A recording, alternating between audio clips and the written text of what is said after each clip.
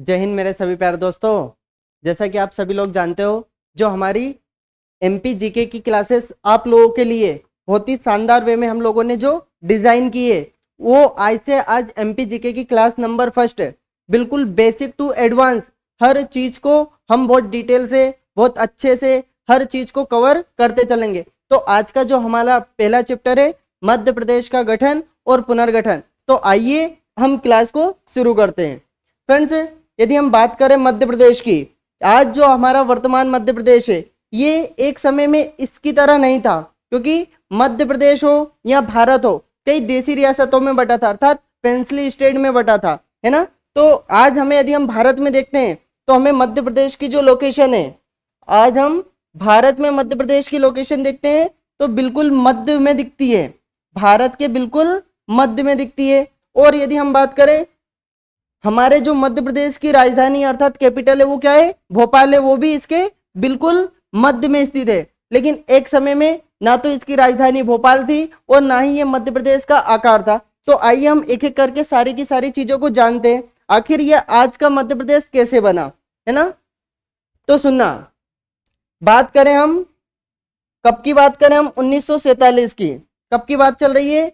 1947 में भारत की आजादी के बाद, भारत की आजादी के बाद अर्थात 26 जनवरी 1950 को, 26 जनवरी 1950 को भारतीय गणराज्य के गठन के साथ ही सैकड़ों रियासतों का संघ में विलय किया गया था। अर्थात ये लाइन ये बोल रही है कि जब 1947 में भारत आजाद हुआ था, तो तब तक भारत, जब तक कि एक संघ अर्थात एक गणतंत्र अर्थात एक रिपब्लिक ना बन गया, तब तक भारतीय क्षेत्र में कई देशी रियासतों का क्या किया गया था, विलय किया गया था।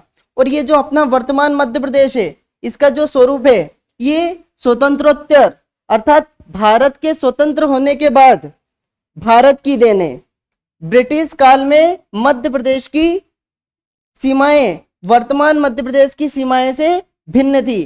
तो ये सारी चीजें हम बहुत अच्छे से जानने वाले हैं। आखिर उस समय का मध्य प्रदेश कैसा था, आज का मध्य प्रदेश कैसा है, मध्य प्रदेश में समय के साथ साथ क्या क्या परिवर्तन आए, है ना।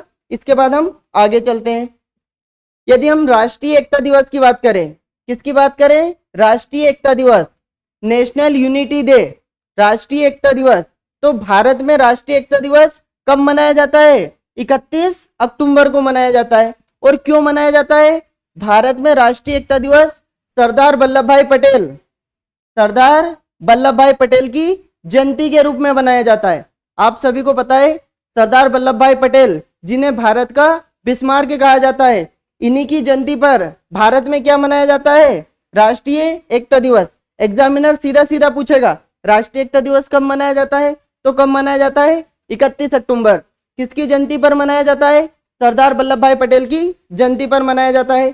पहली बार राष्ट्रीय एकता दिवस कब मनाया गया था? 2014 में। भारत में पहली बार राष्ट्रीय एकता दिवस कब मनाया था? 2014 में। वे भारत के स्वतंत्रता संग्राम सेनानी, सरदार वल्लभ भाई पटेल भारत के एक स्वतंत्रता संग्राम सेनानी। इसके बाद स्वतंत्र भारत के प्रथम गृह मंत्री।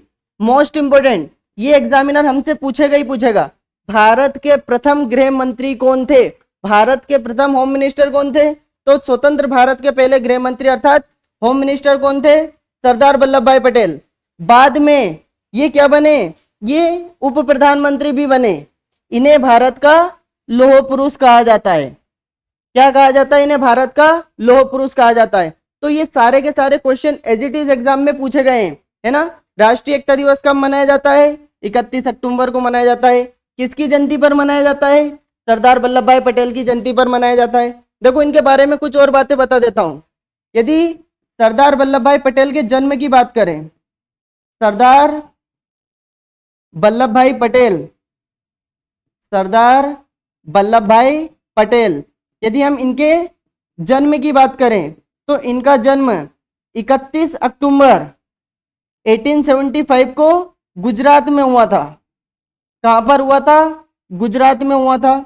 31 अक्टूबर 1875 को इनका जन्म कहां पर हुआ था? गुजरात में। इसीलिए 31 अक्टूबर को भारत में क्या मनाया जाता है? तो भारत में राष्ट्रीय एकता दिवस मनाया जाता है। राष्ट्रीय एकता दिवस, नेशनल यूनिटी डे। और यदि हम इनकी मृत्यु की बात करें तो इनकी जो मृत्यु है, इनकी मृत्यु 15 दिसंबर 1950 को, 15 दिसंबर 1950 को कहां पर होती है? महाराष्ट्र अर्थात मुंबई में होती है। कहां पर होती है? मुंबई में होती है। तो ये सारी की सारी बातें मैंने आप लोगों को बहुत अच्छे से और बहुत डिटेल में बता दी। इनके अलावा जो सरदार वल्लभ भाई पटेल है, इन्हें भारत का क्या कहा जाता है? लौह पुरुष। भारत का लौह पुरुष इन्हें कहा जाता है। इसके अलावा इन्हें भारत का बिस्मार्क भी कहा जाता है। भारत का बिस्मार्क भी कहा जाता है। अब आप पूछोगे सर इन्हें भारत का बिस्मार्क क्यों कहा जाता है? तो इन्हें भारत का बिस्मार्क इसलिए कहा जाता है क्योंकि जर्मनी में, कहाँ की बात है? जर्मनी की। जर्मनी में एक व्यक्ति था जिसका नाम था बिस्मार्क। क्या नाम था? बिस्मार्क। ये जो जर्मनी है, ये जो जर्मनी है दो भागों में टूटी पड़ी थी, एक उत्तरी जर्मनी और एक दक्षिणी जर्मनी। ये जो बिस्मार्क नाम का व्यक्ति है, इस बिस्मार्क नाम के व्यक्ति ने जर्मनी का क्या करा था? एकीकरण। जर्मनी का क्या करा था? एकीकरण करा था। ठीक उसी प्रकार अभी हम लोगों ने देखा भारत में भी बहुत सारी देसी रियासतें थी, और उन देसी रियासतें अर्थात जो देसी रियासतें थी, देसी रियासतों को भारत में मिलाने का काम अर्थात भारत का एकीकरण, भारत का एकीकरण, भारत का एकीकरण करने वाले कौन थे? तो भारत का एकीकरण करने वाले थे सरदार वल्लभ भाई पटेल। कौन थे? सरदार वल्लभ भाई पटेल। सरदार वल्लभ भाई पटेल। तो ये सारे के सारे question as it is exam में पूछे गए हैं। इसके बाद हम चलते हैं आगे की कहानी को, समझते हैं आखिर मध्य प्रदेश में इसके बाद क्या हुआ।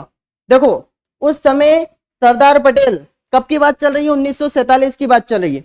तो उस समय जो सरदार पटेल है, अंतरिम सरकार में किसकी बात चल रही है? अंतरिम सरकार। आप लोगों ने सुना होगा कैबिनेट मिशन आया था। कौन सा मिशन आया था? कैबिनेट मिशन आया था। Cabinet mission. कैबिनेट मिशन कब आया था? 1946 में। 1946 में कैबिनेट मिशन आया था। और इस कैबिनेट मिशन के अनुसार भारत में एक अंतरिम सरकार का गठन किया गया था।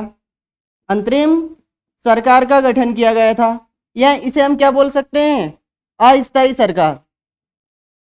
अस्थायी सरकार।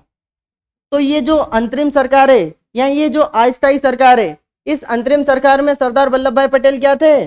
भारत के उप प्रधानमंत्री के साथ साथ देश के गृह मंत्री, अर्थात ये दोनों पद पर काम कर रहे थे।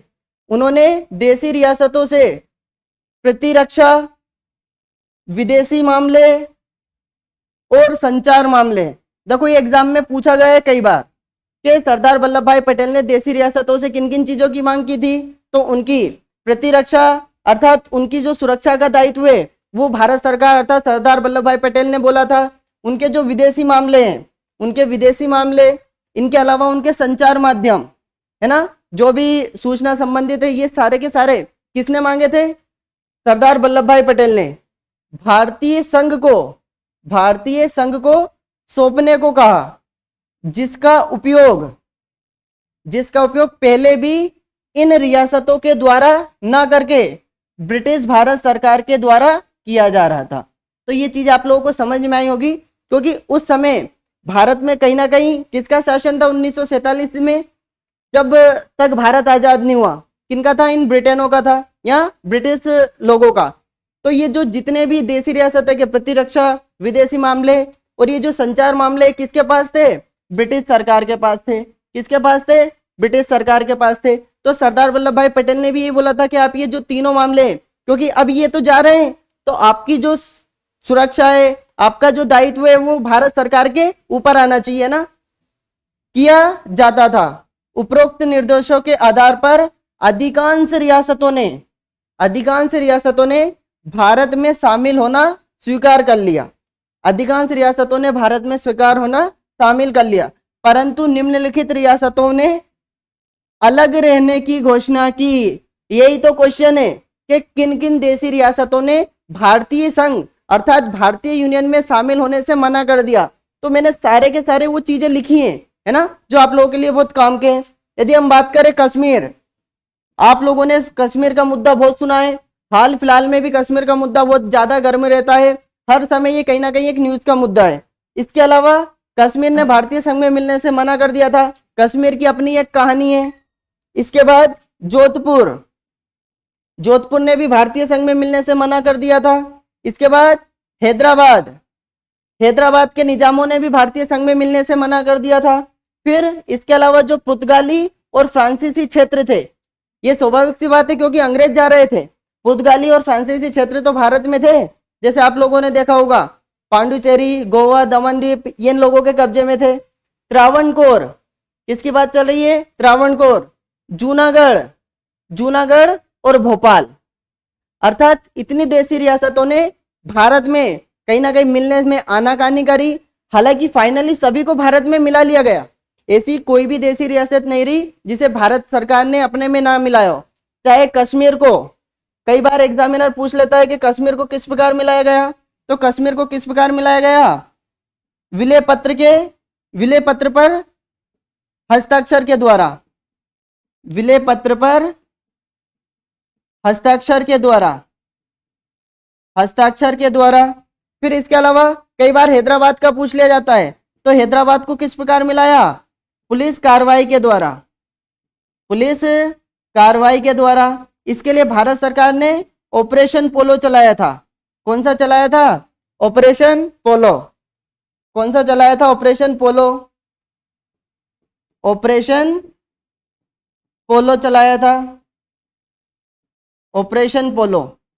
इसके अलावा यदि हम बात करें जूनागढ़ की, तो कई बार पूछ लिया जाता है जूनागढ़ को कैसे मिलाया था, तो रेफरेंडम अर्थात जनमत संग्रह के द्वारा मिलाया था। किसके द्वारा मिलाया था? जनमत संग्रह के द्वारा। ठीक उसी प्रकार भोपाल को भी कहीं ना कहीं पुलिस कार्रवाई के द्वारा ही मिलाया था। तो सुनो फ्रेंड्स, आप लोगों को एक बात बता देना चाहता हूँ, ये सारे के सारे कहीं ना कहीं उस समय के बहुत ज्यादा ज्वलंत मुद्दे थे। लेकिन आज हम ये जो क्लास ले रहे हैं वो केवल किसके पर्पज से ले रहे हैं? एमपी जीके के पर्पज से। आखिर हमें मध्य प्रदेश के गठन को समझना है, मध्य प्रदेश के सीमाओं का निर्धारण कैसे हुआ, वो सारी चीजें समझना है। तो इसमें जो रियासत है भोपाल, हम इसके बारे में भी थोड़ी चीजें आगे पढ़ेंगे, है ना। बहुत बढ़िया। तो इसके बाद हम चलते हैं आगे। तो उम्मीद करता हूँ सारी की सारी चीजें आप लोगों को बहुत अच्छे से समझ में आई होगी। अगला देखो किसकी बात चल रही है?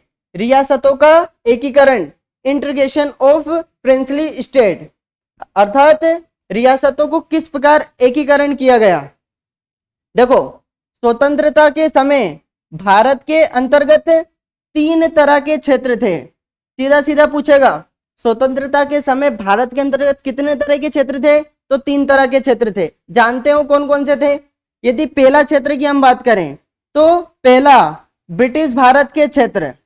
किसके थे? ब्रिटिश भारत के क्षेत्र, जिन्हें क्या कहा जाता था? ब्रिटिश प्रांत। क्या कहा जाता था? ब्रिटिश प्रांत। और इन ब्रिटिश प्रांतों की संख्या कितनी थी? इनकी संख्या थी 11। कितनी संख्या थी इनकी? 11 इनकी संख्या थी, जो कि भारत के गवर्नर, भारत के गवर्नर जनरल के सीधे नियंत्रण में थे। पहले तो ऐसे क्षेत्र थे जो सीधे सीधे ब्रिटिश कंट्रोल में थे, अर्थात ब्रिटिश प्रांत थे, और इनकी संख्या 11 थी। फिर दूसरे ऐसे क्षेत्र थे जो देसी राजाओं के नियंत्रण में, अर्थात वो जो देसी रियासतें, उनमें जो देसी राजा हैं उनके नियंत्रण में, लेकिन राजा के शासन के अधीन, राजा के शासन के अधीन, लेकिन ब्रिटिश राजशाही से समृद्ध, ब्रिटिश राजशाही से समृद्ध। हालांकि देसी, ये जो दूसरे वाले जो क्षेत्र थे वो देसी रियासत वाले क्षेत्र थे, लेकिन कंट्रोल कहीं ना कहीं प्रत्यक्ष या अप्रत्यक्ष रूप से किनका था? ब्रिटिश लोगों का ही था, है ना। तीसरे प्रकार के क्षेत्र की अगर हम बात करें तो इसके अंतर्गत फ्रांस और पुर्तगाली के औपनिवेशिक क्षेत्र, जैसे बात करें हम चंद्रनगर, पांडिचेरी, गोवा आदि थे। तो यदि हम बात करें, क्या बात करें हम, 1947 से पहले 1947 के पहले यदि हम बात करें तो भारत में कितने तरह के क्षेत्र थे? 3 तरीके के क्षेत्र थे। कितने तरीके के क्षेत्र थे? 3 तरीके के। फर्स्ट ऐसे क्षेत्र थे जहां पर जिन्हें क्या कहते थे? ब्रिटिश प्रांत के क्षेत्र, ब्रिटिश प्रांत के क्षेत्र, और इनकी संख्या कितनी थी? 11। और इन पे कंट्रोल किनका था? इन पे कंट्रोल था गवर्नर जनरल का, गवर्नर जनरल का, अर्थात सीधे सीधे गवर्नर जनरल के कंट्रोल में ये वाले क्षेत्र थे। सेकेंड कौन से क्षेत्र थे? राजा या महाराजाओं के, अर्थात इसमें क्या थी? देसी रियासतें। क्या थी? देसी रियासतें। और ये अंग्रेज प्लस राजा, अंग्रेज प्लस राजा, कहीं ना कहीं दोनों का क्या था? इसमें हस्तक्षेप था। और जो थर्ड, यदि हम बात करें थर्ड, ये कौन से क्षेत्र थे? तो इसमें मुख्य रूप से फ्रांसीसी बस्ती आ जाएगी, और इसके अलावा कौन सी आ जाएगी? पुर्तगाली बस्तियां, पुर्तगाली बस्तियां। तो ये 3 तरीके के क्षेत्र थे।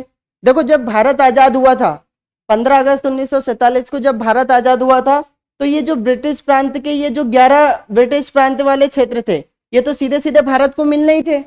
इनमें तो किसी भी तरीके का कोई विवाद ही नहीं था। विवाद कहां पर था? ये जो देसी रियासतों पर, सारा का सारा जो विवाद था ये कहां पर था? देसी रियासतों में विवाद था। क्योंकि मैं आप लोगों को कुछ और बातें बता देना चाहता हूं। एक अधिनियम आता है। कौन सा अधिनियम आता है? देखो उस अधिनियम के पहले भी एक माउंटबेटन योजना आती है। कौन सी योजना आती है? माउंटबेटन योजना। कौन सी योजना आती है? माउंटबेटन योजना। कैबिनेट मिशन के बाद में माउंटबेटन योजना आती है, और इस योजना में भारत के विभाजन की बात की गई थी। भारत के विभाजन की बात की गई थी।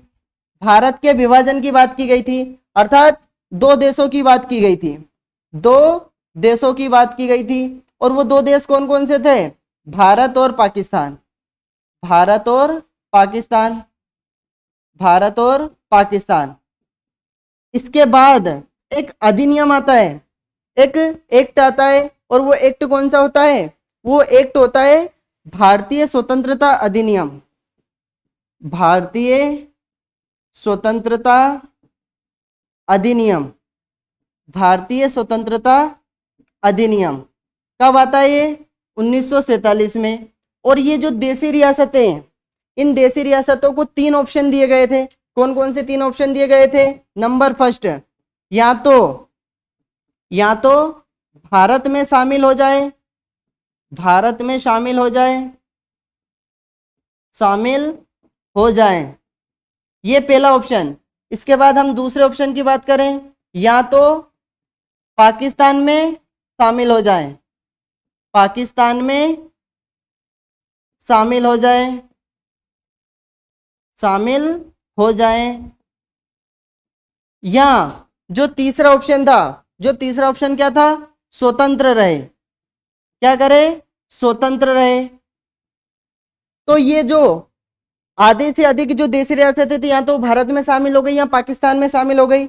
लेकिन अभी जो मैंने आप लोगों को बताया, जैसे कश्मीर हुआ, हैदराबाद हुआ, जूनागढ़ हुआ, त्रावणकोर हुआ, फ्रांसीसी पुर्तगाली क्षेत्र हुए, ये जितने भी भोपाल है, ये सब खुद को क्या रखना चाहते थे? स्वतंत्र रखना चाहते थे। हालांकि फाइनली सभी को भारत में मिला लिया गया है ना। तो अब हम और आगे की चीजें जानते हैं। इसके बाद हम और आगे की चीजें जानते हैं। इन सभी क्षेत्रों को एक राजनीतिक इकाई के रूप में एकीकृत करना भारतीय राष्ट्रीय कांग्रेस का घोषित लक्ष्य था। अर्थात ये भारतीय राष्ट्रीय कांग्रेस ने कह दिया था, अर्थात उनका घोषित लक्ष्य था कि हम ये जो सारे की सारी देसी रियासतें, इनको हम भारतीय क्षेत्र में कहीं ना कहीं शामिल करना चाहते हैं, है ना। तो स्वतंत्र भारत की अंतरिम सरकार ने समय के साथ इन सभी लक्ष्यों को पूरा किया। अब हम आगे और चीजें देखते हैं ना, आगे चलते हैं। इसके बाद देखो ये जो हमारा ये जो फाउंडेशन कोर्स है, देखो बिल्कुल एडवांस टू बेसिक, सारी चीजें बहुत अच्छे से कंप्लीट करेंगे। एक भी डाउट आप लोगों का रहेगा नहीं, एक भी चीज ऐसी नहीं रहेगी जो हम यहाँ पे कवर नहीं करवाएंगे। सब कुछ हम अच्छे से कवर करेंगे, है ना। तो अब हम बात करते हैं, जब फाइनली 15 अगस्त 1947 को जब भारत आजाद होता है तो भारतीय क्षेत्र में लगभग 552 देशी रियासतें थी। कितनी देशी रियासतें थी? 552, है ना। लगभग 562 थी, जो आधी तो पाकिस्तान में चली गई, लेकिन भारतीय क्षेत्र में कितनी थी? 552 देशी रियासतें। और इन 552 देशी रियासतों को कितने राज्यों में बांटा गया था? 29 राज्यों में। कितने राज्यों में बांटा गया था? 29 राज्यों में, है ना। और इन 29 राज्यों को भी कई पार्टों में बांटा गया था, जैसे part A, part B, part C, part D. ये जो 29 राज्य हैं इनको भी कई भागों में बांटा गया था। पार्ट ए में कितने राज्यों को रखा गया था? 9 राज्यों को। पार्ट बी में कितने राज्यों को रखा गया था? 9 राज्यों को। पार्ट सी में कितने राज्यों को रखा गया था? 10 राज्यों को। और जो पार्ट डी था, इसमें एकमात्र भारतीय क्षेत्र अंडमान निकोबार द्वीप समूह को रखा गया था। अब ये जो 9 राज्य थे, इन 9 राज्यों को लगभग कितनी देशी रियासतों के मिलाकर बनाया था? 216। जो 552 देशी रियासतें थी, उन 552 देशी रियासतों में से 216 जो देशी रियासतें थी वो पार्ट ए के 9 राज्यों के अंतर्गत लगी। जो 275 देशी रियासतें थी, इन 275 देशी रियासतों को पार्ट बी के 9 राज्यों के रूप में बनाया। और जो 61 देशी रियासतें थी, इन 61 देशी रियासतों को पार्ट सी में रखा, है ना। अब इन्हीं ये जो 9 राज्य हैं, इन्हीं 9 राज्यों में से एक राज्य था हमारा मध्य प्रदेश। कौन सा था? मध्य प्रदेश। ये जो पार्ट बी, इस पार्ट बी में जो 9 राज्य थे, इन्हीं 9 राज्यों में एक राज्य था मध्य भारत प्रांत। कौन सा था? मध्य भारत प्रांत। और पार्ट सी में जो 10 राज्य थे, इसमें दो मध्य प्रदेश के राज्य थे। एक का नाम था विंध्य प्रदेश और एक का नाम था भोपाल। क्या था? भोपाल। तो क्वेश्चन कैसे कैसे एग्जामिनर पूछेगा? ये जो पार्ट ए के वो राज्य थे जहां पर सीधे सीधे ब्रिटिश प्रशासन का क्या चलता था? शासन चलता था, है ना।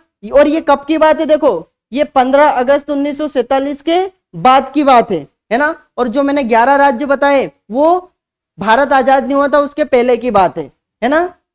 इसके बाद हम चलते हैं आगे। देखो, अब हम मध्य प्रदेश के पुनर्गठन पर आते हैं। किसके पुनर्गठन पर आते हैं? मध्य प्रदेश के पुनर्गठन पर आते हैं। यदि मध्य प्रदेश में 1947 से 1956 की स्थिति की हम बात करें, कब की बात करें? 1947 से 1956 की यदि हम स्थिति की बात करें, तो इस समय मध्य प्रदेश कितने भागों में बटा था? 4 भागों में बटा था। कितने भागों में बटा था मध्य प्रदेश? 4 भागों में। ये देखो, आप अच्छे से देखिए सभी चीजों को। ये मध्य प्रदेश 4 भागों में बटा हुआ था। ये मध्य प्रदेश 4 भागों में बटा था, है ना। और अभी मैंने आप लोगों को बताया है कि part A, part B, part C, है ना। और जब हम 1956 से 2000 के मध्य प्रदेश की बात करते हैं, तो इस मध्य प्रदेश को एकीकृत कर कर, अर्थात मध्य प्रदेश का गठन किया गया था। और part A, part B, part C, इन सभी राज्यों को समाप्त कर कर मध्य प्रदेश बनाया था। तो ये सारी चीजें हम बहुत डिटेल से पढ़ने वाले हैं ना। यदि हम ये मध्य प्रदेश की बात करें तो 1956 से लेकर 2000 तक की यदि हम मध्य प्रदेश की बात करें तो उसमें क्या शामिल था? उसमें वर्तमान का छत्तीसगढ़ भी शामिल था। क्या शामिल था? छत्तीसगढ़ भी शामिल था। और यदि हम 2000 से वर्तमान तक मध्य प्रदेश की स्थिति की बात करें, अर्थात हम मध्य प्रदेश को कितने भागों में पढ़ने वाले हैं? 3 भागों में पढ़ने वाले हैं। और वर्तमान मध्य प्रदेश की बात करें तो 2000 को आपको पता है कि मध्य प्रदेश से छत्तीसगढ़ का क्या हो गया था? विभाजन हो गया था। तो ये वर्तमान मध्य प्रदेश, छत्तीसगढ़ एक अलग राज्य बन गया। आज जो मध्य प्रदेश है कुछ ना कुछ इस स्थिति में। तो अब जानते हैं हम थोड़ा सा और चीजों को आगे अच्छे से। देखो, अभी मैंने आप लोगों को बताया, क्या बताया? जो हमारा मध्य प्रदेश है, Madhya Pradesh part A, B और सी में क्या हुआ था? बटा हुआ था। तो जो पार्ट ए था, पार्ट ए में जो मध्य प्रदेश था, पार्ट ए में जो मध्य प्रदेश था उसका नाम क्या था? पार्ट ए में जो मध्य प्रदेश था उसका नाम था मध्य प्रदेश। क्या नाम था? मध्य प्रदेश। पार्ट बी में जो मध्य प्रदेश था उसका नाम क्या था? मध्य भारत प्रांत। मध्य भारत प्रांत। और पार्ट सी में जो मध्य प्रदेश था, पार्ट सी में जो मध्य प्रदेश था वो दो राज्यों में बटा था। कौन कौन से दो राज्य? एक तो विंध्यन प्रदेश, विंध्यन प्रदेश, और एक कौन सा था? भोपाल। कौन सा था? भोपाल। देखो इन सभी चीजों को हम बहुत अच्छे से देखने वाले हैं ना। आप लोगों को एक एक डाउट, एक एक चीज है बहुत बिल्कुल क्लियर हो जाएगी, है ना। यदि हम बात करें ये जो मध्य प्रदेश है, तो मध्य प्रदेश का ये जो नीचा वाला क्षेत्र है, यदि हम इस मध्य प्रदेश की बात करें, ये वाला जो मध्य प्रदेश की हम बात करें, तो ये मध्य प्रदेश किस पार्ट के अंतर्गत था? ये वाला जो मध्य प्रदेश है ये किस पार्ट के अंतर्गत था?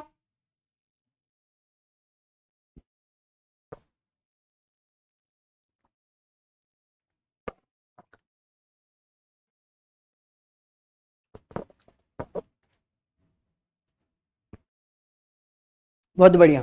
देखो समझना, यदि हम बात करें पार्ट ए के मध्य प्रदेश की, तो ये जो मध्य प्रदेश का नीचे वाला क्षेत्र था, ये कौन सा पार्ट था? पार्ट ए वाला मध्य प्रदेश। और इसका नाम क्या था? मध्य प्रदेश।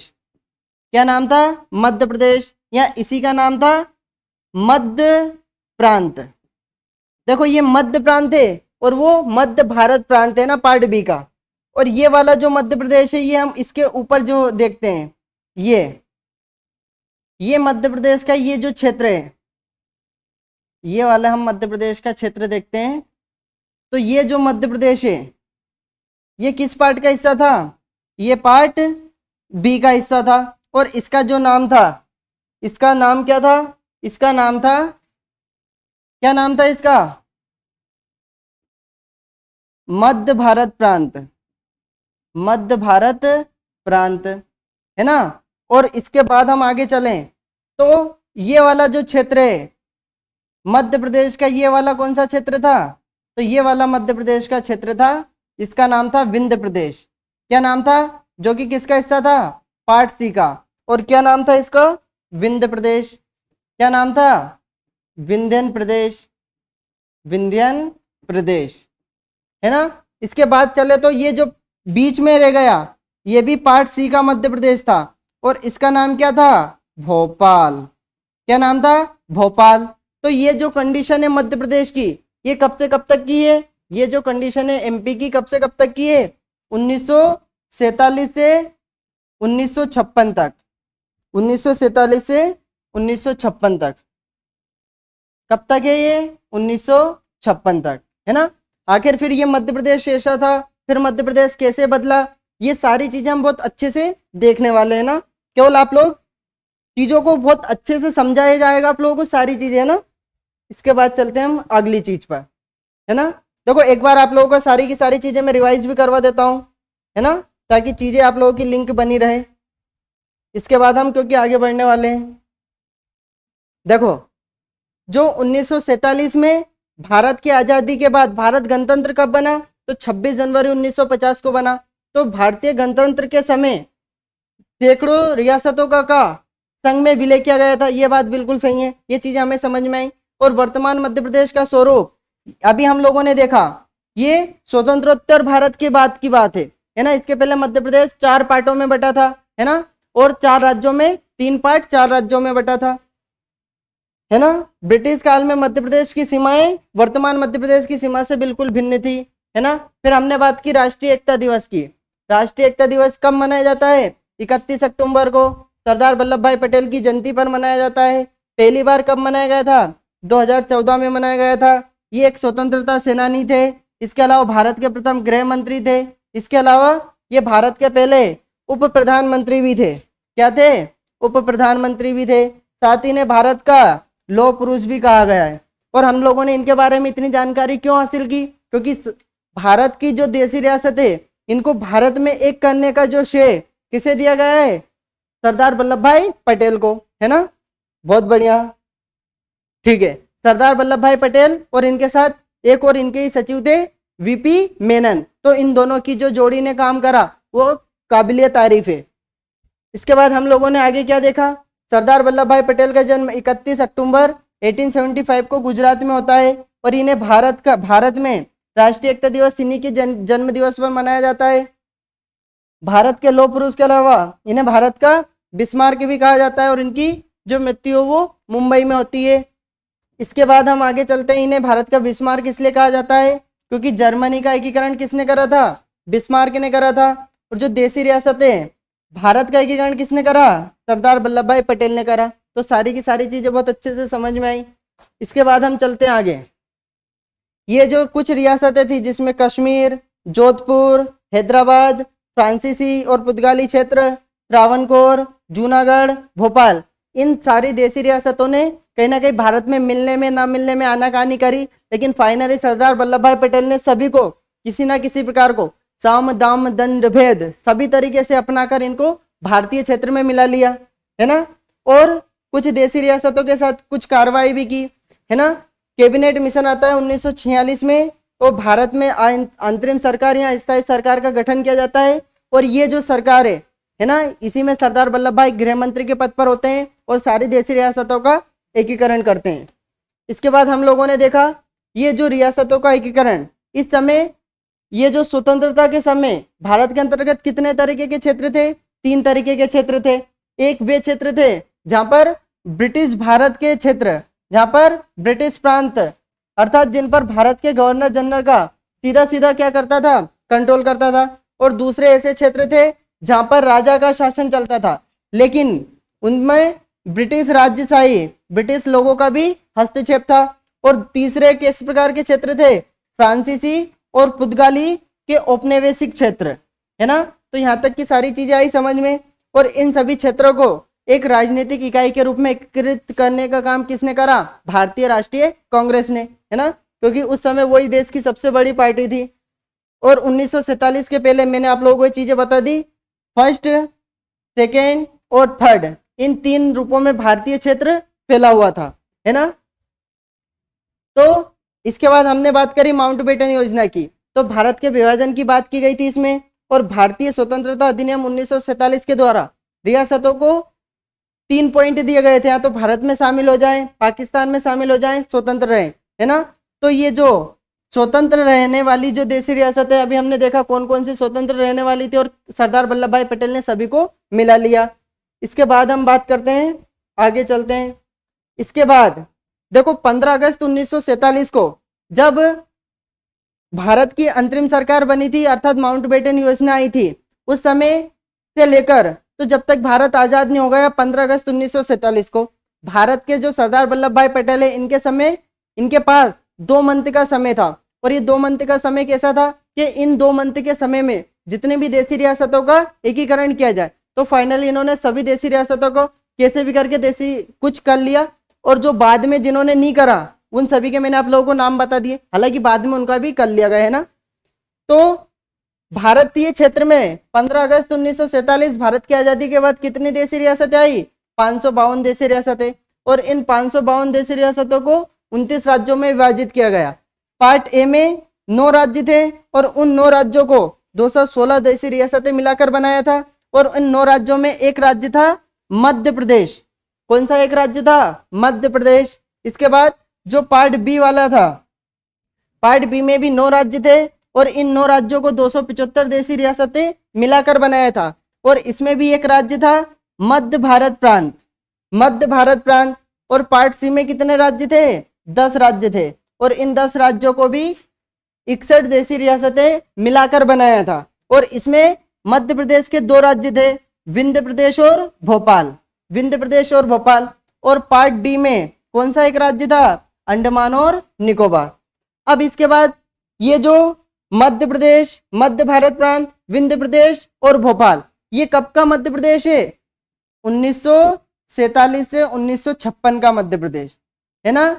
लेकिन फाइनली 1956 में part A, part B, part C और पार्ट डी, इन सभी पार्टों को समाप्त कर मध्य प्रदेश, मध्य भारत प्रांत, विंध्य प्रदेश और भोपाल, इन चारों को मिलाकर एक राज्य बनाया जाता है और उस राज्य का नाम होता है मध्य प्रदेश, है ना। तो ये मैंने आप लोगों को सारी की सारी चीजें मैप के बारे में भी बता दी कि 1947 से 1956 के एमपी की स्थिति ये 4 पार्ट में बटा हुआ था, है ना। 3 पार्ट में बटा था और 4 राज्यों में बटा था। और 1956 से 2000 के मध्य प्रदेश की स्थिति, इसमें छत्तीसगढ़ भी शामिल था, है ना। और 2000 के बाद के मध्य प्रदेश की स्थिति, इसमें से छत्तीसगढ़ को अलग किया गया, है ना।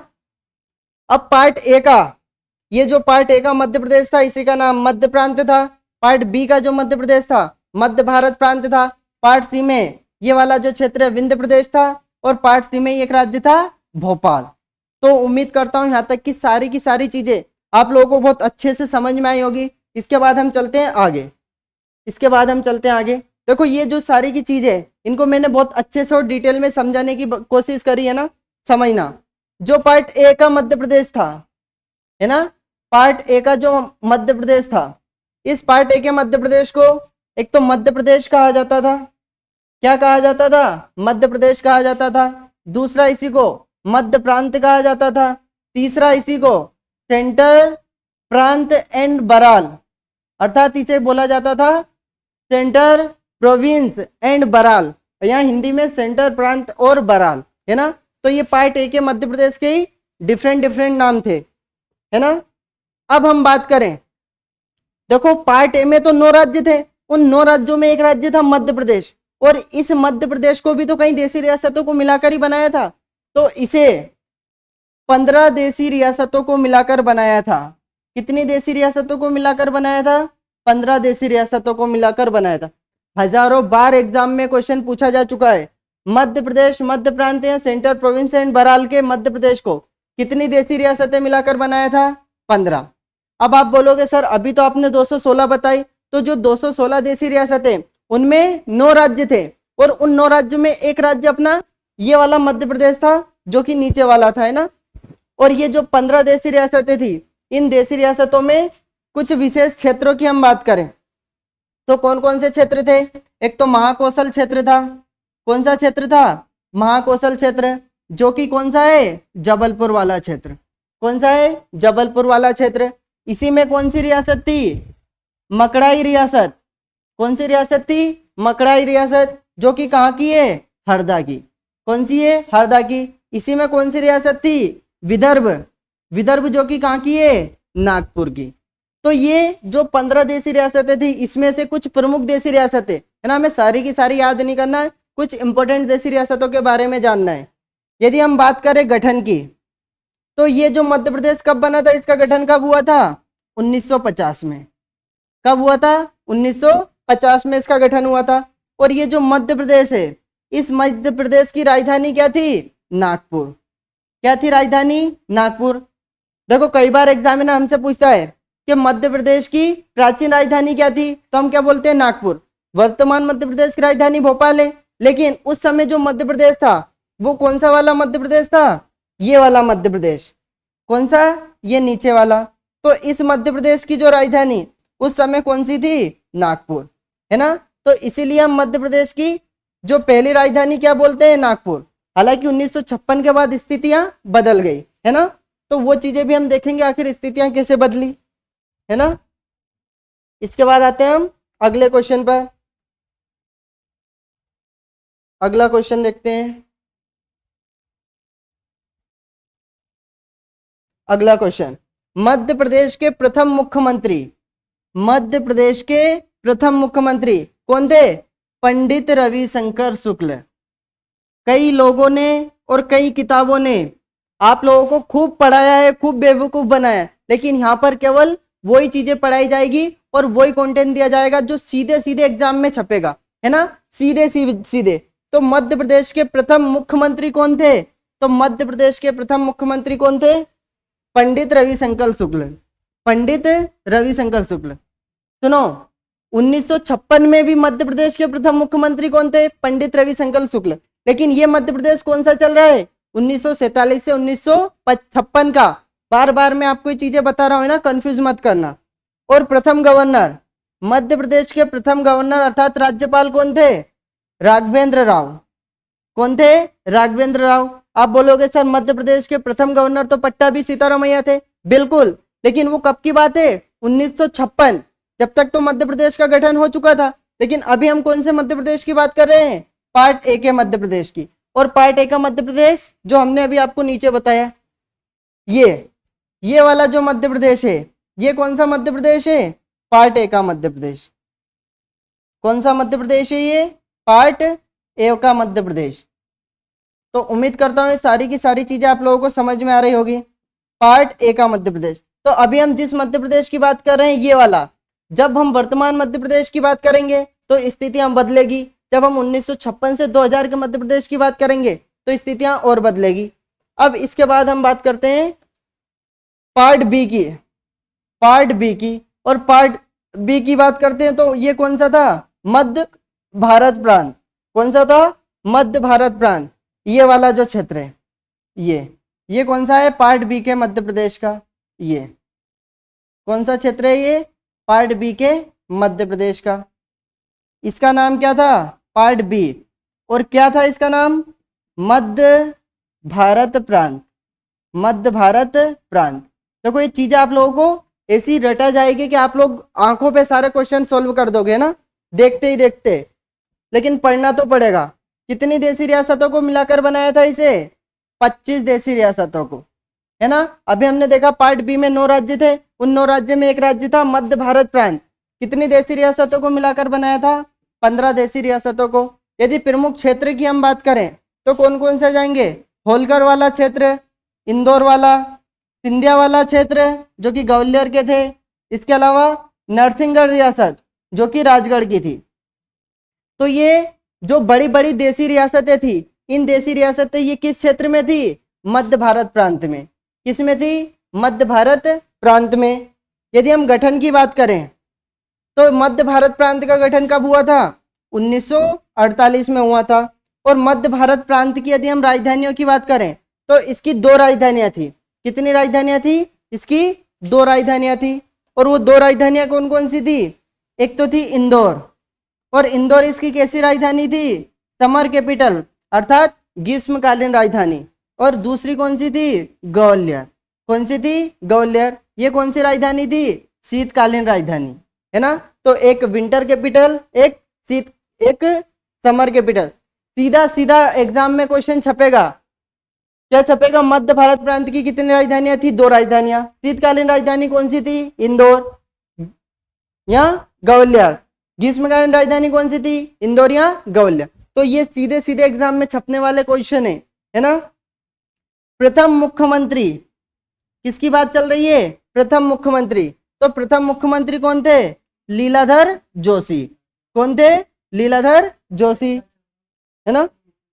और फ्रेंड्स यदि ये सारी की सारी चीजें आप लोगों को बहुत अच्छे से समझ में आ रही है, हमारे द्वारा दिया जाने वाला कंटेंट आप लोगों को बहुत पसंद आ रहा है, तो अपने साथी, अपने मित्रों को भी सारी चीजें बताइए कि देखो सिंह मैथमेटिक्स के प्लेटफॉर्म पर कितना अच्छा और मिनिमम कॉस्ट में, ऐसा भी नहीं कि बहुत ज्यादा कॉस्ट, सबसे लो, पूरे मध्य प्रदेश में सबसे कम न्यूनतम फीस में आप लोगों को ये जो कंटेंट दिया जा रहा है, आप है ना किसी भी चैनल पे, किसी भी एप्लीकेशन ऐप पर कंपेयर करके देख लेना, इसका तोड़ आप लोगों को नहीं मिलेगा। लेकिन आप लोगों का सपोर्ट और आप लोगों की ये जो मेहनत है, आप लोग बोले हम बिल्कुल करने के लिए तैयार है, लेकिन मिलकर करेंगे, है ना। तो आ जाइए फिर से। यदि हम प्रथम गवर्नर की बात करें, किसकी बात कर रहे हैं? मध्य भारत प्रांत के। किसके?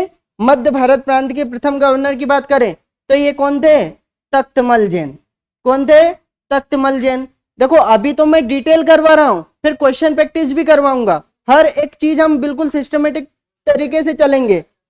यदि हम राज प्रमुख की बात करें, देखो आप लोग एक बात बताओ, यदि मैं एक तरीके से, मेरे पास, मैं होलकरों का राजा था या मैं सिंधियाओं में कोई था, यदि आप मुझे एक ऑप्शन दिया था, क्या तो मैं भारत में मिल जाऊं या मैं पाकिस्तान में मिल जाऊं या स्वतंत्र रहूं, तो कोई भी व्यक्ति क्या चाहेगा कि वो स्वतंत्र रहे, खुद का अपना एक देश बनाए, अपनी जिंदगी को आराम से मस्त तरीके से व्यतीत करे, है ना। तो जब सरदार वल्लभ भाई पटेल इन देशी रियासतों के पास जाते थे तो कुछ देशी रियासतें बात से मानती थी तो कुछ फटकार से मानती थी, है ना। तो सरदार वल्लभ भाई पटेल ने सभी देशी रियासतों को कुछ ना कुछ लालच दिया, है ना।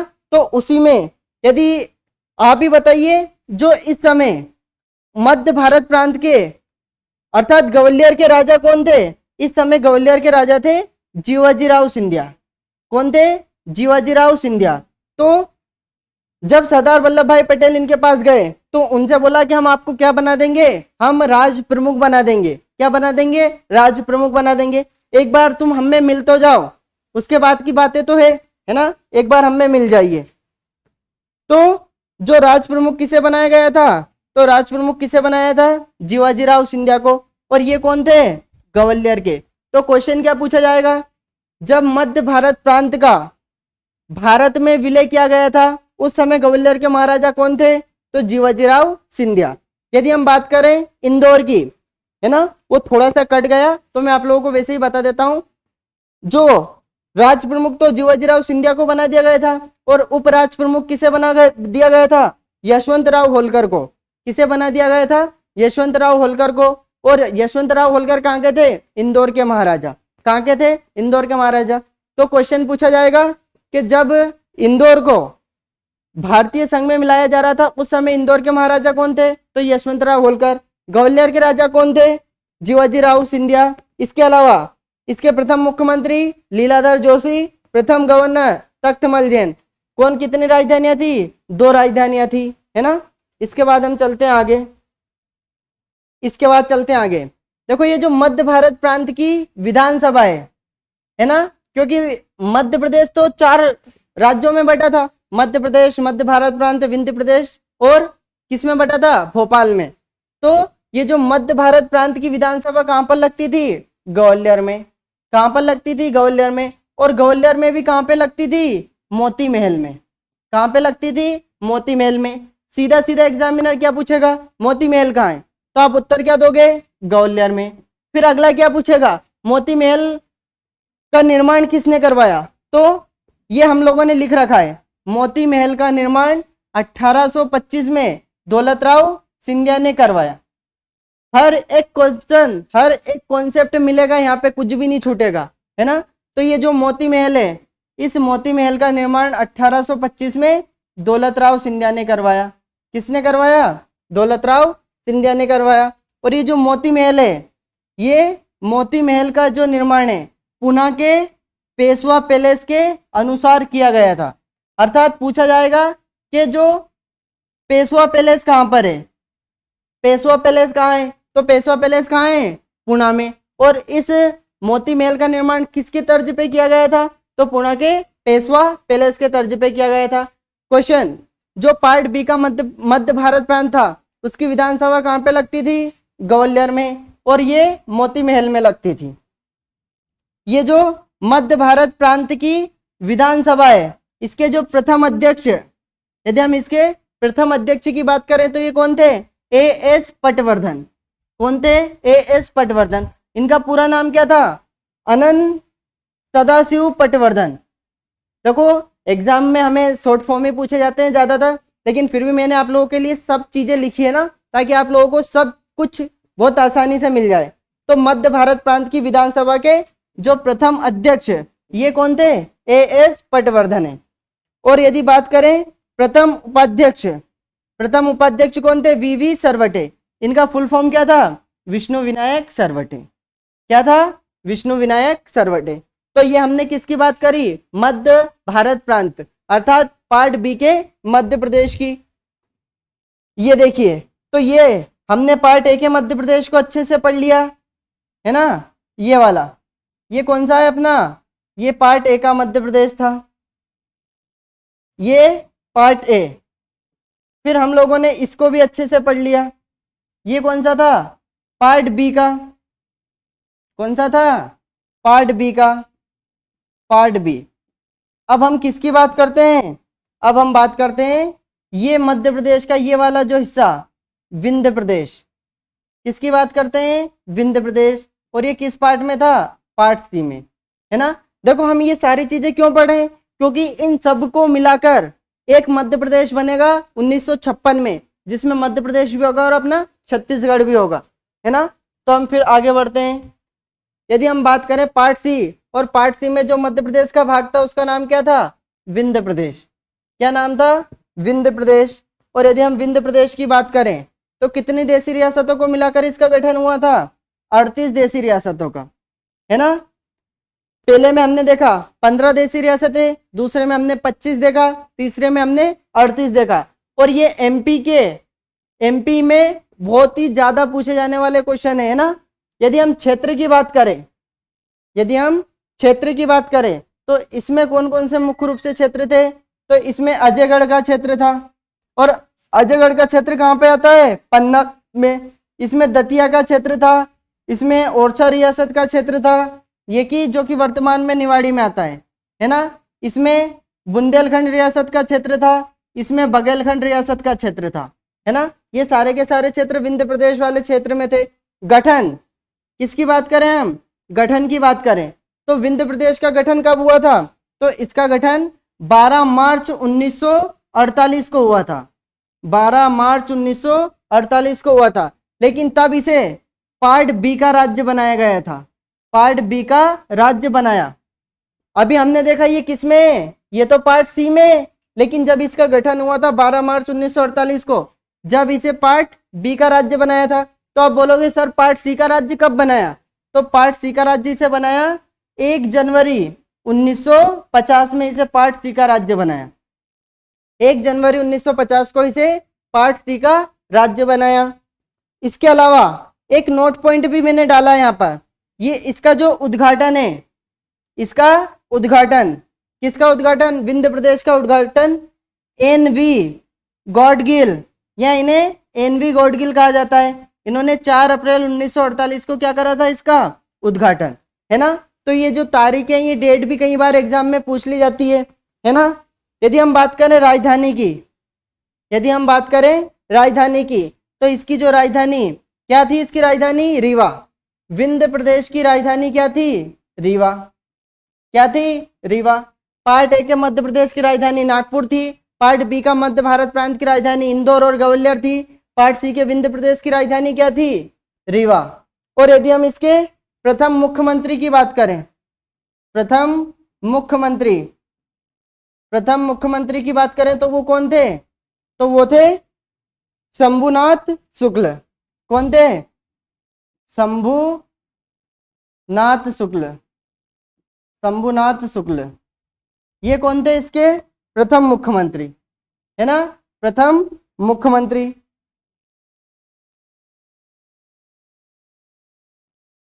है ना, शंभुनाथ शुक्ल। इसके बाद हम चलते हैं आगे, है ना। तो ये जो एमपी पटवारी के लिए आप लोगों ने जो सार्थक बेज लिया है ना, तो ये जो सार्थक बेज है, ये जो फाउंडेशन है आप लोगों के लिए बहुत ही शानदार होने वाली है सारी की सारी चीजें। यदि हम बात करें, देखो यहीं पे मैं लिख देता हूं कुछ स्पेशल। प्रथम मुख्यमंत्री, तो प्रथम मुख्यमंत्री कौन थे? तो प्रथम मुख्यमंत्री कौन थे? प्रथम मुख्यमंत्री? अभी मैंने आपको बताया, शंभुनाथ शुक्ल। कौन थे? शंभुनाथ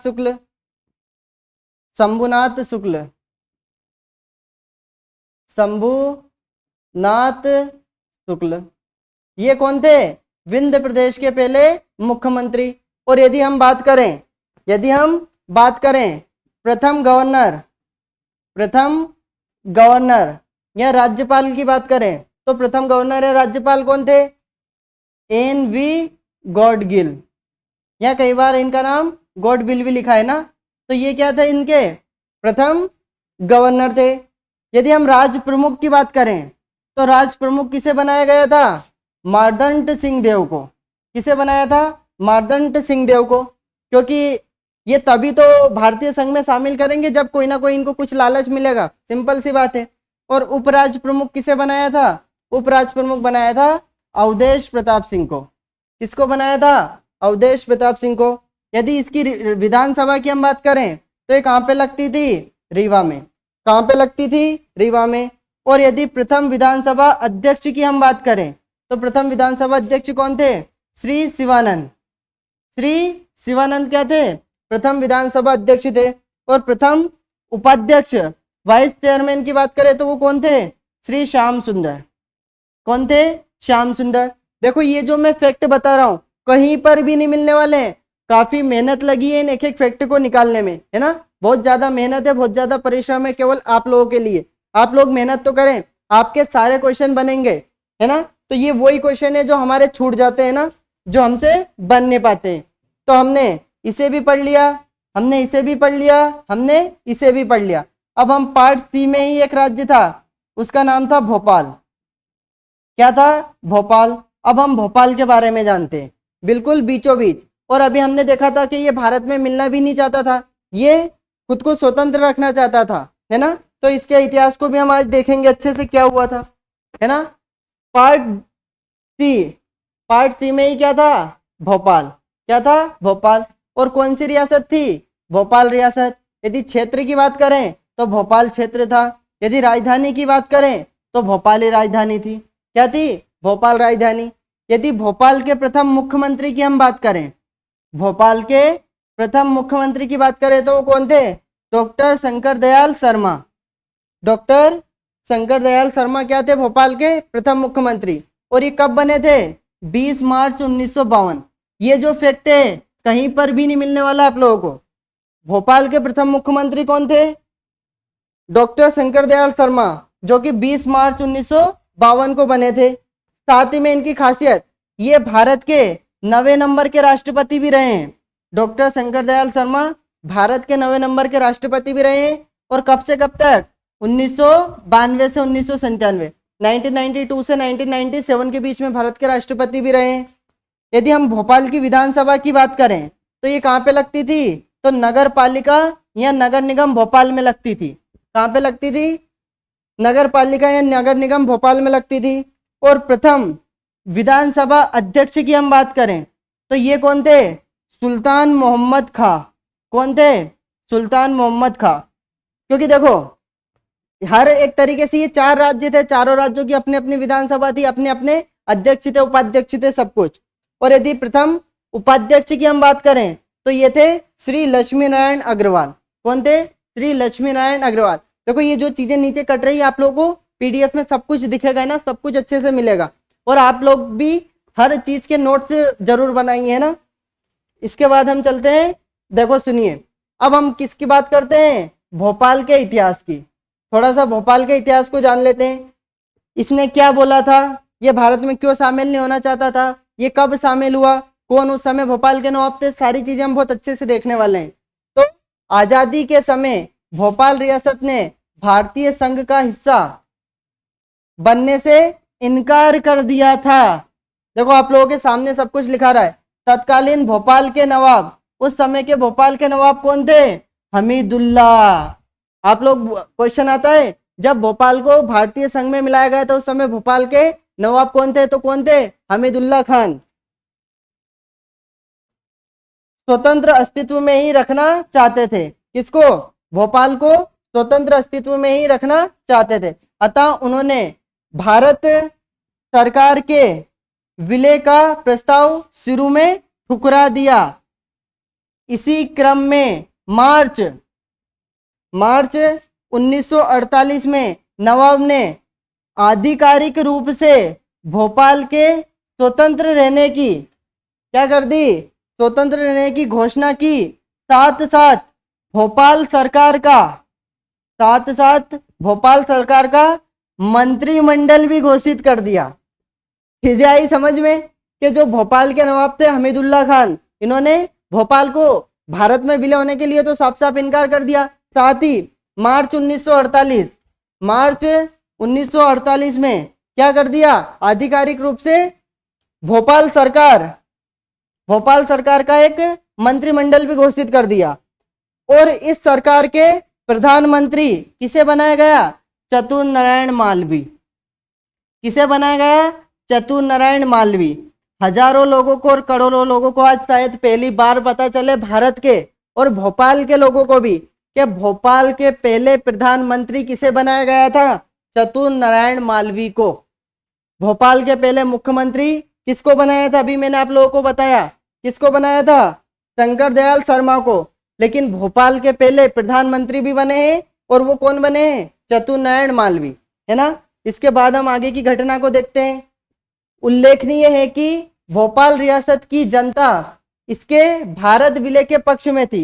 लेकिन जनता किसके विलय के पक्ष में थी? भारत विलय के पक्ष में थी। अतः नवाब के स्वतंत्र रहने का वह अलग सरकार की उद्घोषणा के बाद इसने भारत में विलीनीकरण के पक्ष में आंदोलन करना शुरू कर दिया। सिंपल सी बात है, जब नवाब ने ये सब कुछ करा तो जनता आक्रोशित हो गई और जनता ने आंदोलन शुरू कर दिया। और कब की बात चल रही है अब? दिसंबर की। दिसंबर 1948 तक पूरे भोपाल में व्यापक पैमाने पर प्रदर्शन होने लगे। इसके उपरांत तत्कालीन गृह मंत्री, देखो आ गए तत्कालीन गृह मंत्री सरदार वल्लभ भाई पटेल। सरदार वल्लभ भाई पटेल ने रियासत के नवाब कौन थे?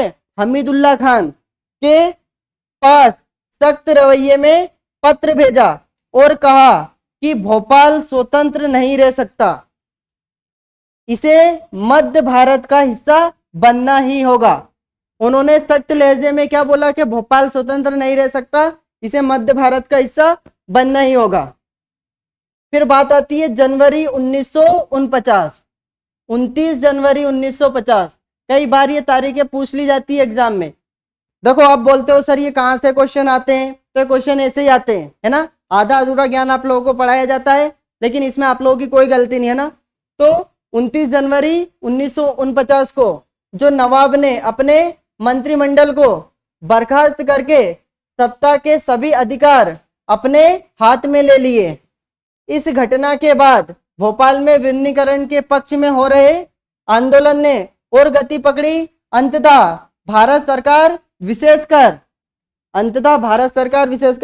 सरदार पटेल के सख्त रवैये के कारण नवाब भोपाल रियासत का भारत में विलय करने को मजबूर हो गए। फाइनली आंदोलन हुआ और सरदार वल्लभ भाई पटेल ने अपने सख्त रवैये के कारण मजबूर करा, है ना। और 30 अप्रैल 1949 को हस्ताक्षर किए। कई बार एग्जाम में क्वेश्चन पूछा गया है। क्या क्वेश्चन पूछा गया है कि भोपाल के नवाब ने भारत संघ में मिलाने के लिए हस्ताक्षर कब किए? तो कब किए? 30 अप्रैल 1949 को। इसका परिणाम क्या हुआ? परिणाम स्वरूप 1 जून 1949 को भारत किसका हिस्सा बन गया? तो भोपाल भारत का हिस्सा बन गया, है ना। तो ये सारी की सारी चीजें आप लोगों को बहुत अच्छे से समझ में आई होगी। तो यहां से क्वेश्चन निकालिए, भोपाल भारत का हिस्सा कब बना?